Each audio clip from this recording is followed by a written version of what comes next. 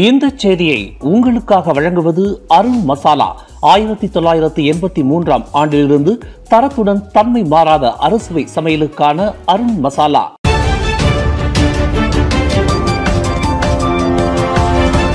வணக்கம். திசைகளின் ஒரு மணி செய்திகள். சபாவில் வெள்ளத்தால் பாதிக்கப்பட்ட பகுதிகளை நேரில் சென்று பார்வையிடுகிறார் அன்வார். சபாவில் வெள்ளத்தால் பாதிக்கப்பட்ட பகுதிகளை பிரதமர் டத்தோஸ்ரீ அன்வார் இப்ராஹிம் இன்று வெள்ளிக்கிழமை நேரில் சென்று பார்வையிடுகிறார். இன்று பிற்பகல் 2:15 மணியளவில் புனம்பாங் கண்ட்ரி ஹைட்ஸில் நிலச்சரிவினால் பாதிக்கப்பட்ட பகுதிகளை பார்வையிடத் தொடங்கும் அவர் பின்னர் எஸ்கே சென்ட் பால் கொலோபிஸ் நிவாரண மையம் மற்றும் கம்போங் சரப்போங் பிபிஎஸ் மையம் ஆகிய இடங்களுக்கும் செல்கிறார். அதன் பின்னர் கொத்தகினபாலு காயா வளாகத்தில் உள்ள ஆசிரியர் கல்வி நிறுவனத்தை பார்வையிட்டு அங்கு தங்கியிருக்கும் மக்களின் நிலைமைகளையும் தேவைகளையும் கேட்டறிகிறார். அதன் பின்னர் பிரதமர் அன்வார் இன்று மாலையே மீண்டும் கோலாலம்பூருக்கு திரும்புவார் என அதிகாரப்பூர்வ தகவல்கள் கூறுகின்றன.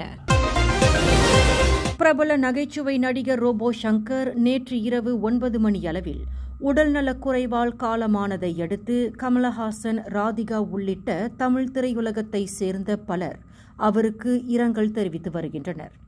காலிவுட் மட்டுமின்றி உலக அளவில் பெரும் ரசிகர்களை கொண்ட ரோபோ சங்கருக்கு மலேசியாவிலும் மிகப்பெரிய ரசிகர்கள் கூட்டம் உள்ளது.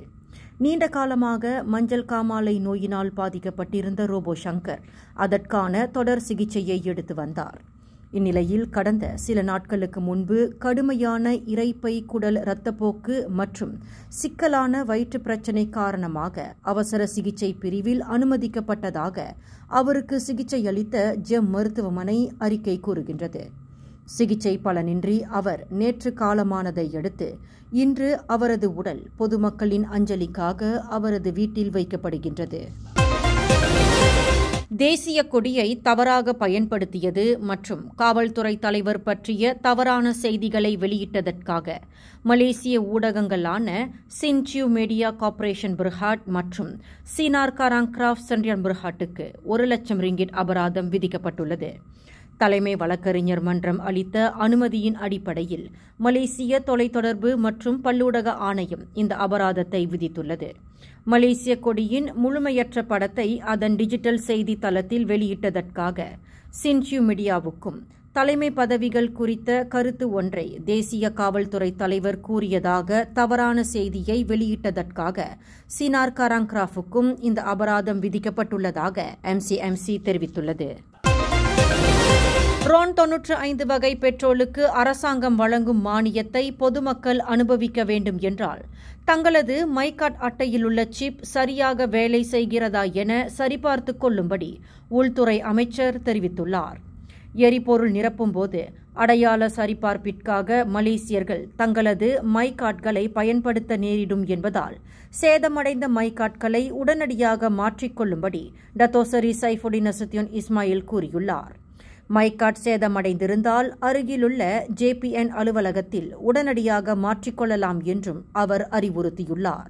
இம்மாத இறுதியில் RON 95 பெட்ரோல் லிட்டருக்கு 1.99 காசாக குறையலாம் என்றும் அவர் தெரிவித்துள்ளார்.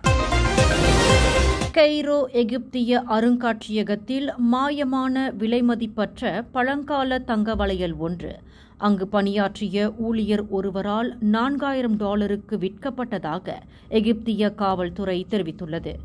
3000 ஆண்டுகள் பழமையான அந்த வளையல் லாபிஸ் லாசூலி மணிகளால் அலங்கரிக்கப்பட்டது என்பதோடு எகிப்தின் 21வது வம்சத்தை சேர்ந்தது. கடந்த வாரம் சனிக்கிழமை அருங்காட்சியகத்தில் உலோக பெட்டகத்தில் வைக்கப்பட்டிருந்த அது மாயமானதாக ஊழியர்கள் தெரிவித்ததை அடுத்து போலீஸ் விசாரணைகள் நடத்தப்பட்டன. இந்நிலையில் அங்கு பணியாற்றிய ஊழியர் ஒருவர் அதனை திருடி தனது 3 நண்பர்களுடன் சேர்ந்து $4000 விற்பனை செய்துள்ளது கண்டறியப்பட்டுள்ளது. காஜாங்கில் உள்ள பிரபல உணவகம் ஒன்றில் பரிமாறப்பட்ட சாத்தே வகை உணவு பச்சை இறைச்சியாகவும் சாஸில் புழுக்கள் இருந்ததாகவும் பெண் ஒருவர் வெளியிட்ட காணொளி டிக்டாக்கில் பல பார்வையாளர்களின் கவனத்தை ஈர்த்துள்ளது. இவ்விவகாரத்தில் டிக்டாக் பயனர்கள் பலர் அப்பெண்ணுக்கு ஆதரவாக பேசியிருந்தாலும் கூட அந்த உணவகத்தின் மீது ஏன் அப்பெண் புகார் அளிக்கவில்லை என்றும் கேள்வி எழுப்பியுள்ளனர். உணவு பாதுகாப்பு விதிமுறைகளை மீறிய அந்த உணவகம் மீது உடனடியாக புகார் அளிக்கும்படியும் சிலர் அப்பெண்ணுக்கு அறிவுறுத்தியுள்ளனர். அதேவேளையில் கடந்த சில மாதங்களாகவே அந்த உணவகத்தில் வழங்கப்படும் உணவுகளின் தரம் குறைந்து வருவதாகவும் பலர் கருத்து தெரிவித்துள்ளனர். கோலாலம்பூரில் நாளை செப்டம்பர் 20ஆம் தேதி சீன சபை மண்டபத்தில் இந்தியர்களின் எழுச்சி முதல் போராட்டத்திலிருந்து கொள்கை வரை என்ற தலைப்பில் தேசிய உரையாடல் ஒன்று நடைபெறவுள்ளது. காலை 9 மணி முதல் மதியம் 1 மணி வரை நடைபெறும் இக்கருத்தரங்கை அடிலான் இந்தியா மலேசியா 2025 செயலகம் ஏற்பாடு செய்துள்ளது. இந்நிகழ்ச்சியில் மித்ராவுக்கு எதிரான போர், நிகழ்கால சவால்கள், இந்தியர்களின் எழுச்சி என 3 முக்கிய உரையாடல்கள் இடம்பெறவுள்ளன. முக்கிய தலைவர்கள், செயற்பாட்டாளர்கள் என பலர் இந்நிகழ்ச்சியில் கலந்து கொண்டு தங்கள் கருத்துக்களை பகிர்ந்து கொள்ளவுள்ளனர். இந்தியர்களின் எழுச்சி என்பது வெறும் கருத்தரங்கு மட்டும் அல்ல, அது ஒரு இயக்கம். குறையிலிருந்து செயலுக்கும் போராட்டத்திலிருந்து கொள்கைக்கும் நகரும் மாற்றமே இதன் நோக்கம் என்று இந்நிகழ்ச்சி குறித்து தலைவர்கள் கருத்து தெரிவித்துள்ளனர். இந்த செய்தியை உங்களுக்காக வழங்கியது அருண் மசாலா. 1983ஆம் ஆண்டிலிருந்து தரத்துடன் தன்மை மாறாத அறுசுவை சமையலுக்கு அருண் மசாலா. மேலும் செய்திகளை தெரிந்து கொள்ள கீழே இருக்கும் பெல் பட்டனை அழுத்துங்கள். உங்கள் மகிழ்ச்சியை வெளிப்படுத்த லைக் மற்றும் ஷேர் செய்யுங்கள். தொடர்ந்து திசைகளோடு இணைந்திருக்க சப்ஸ்கிரைப் செய்யுங்கள்.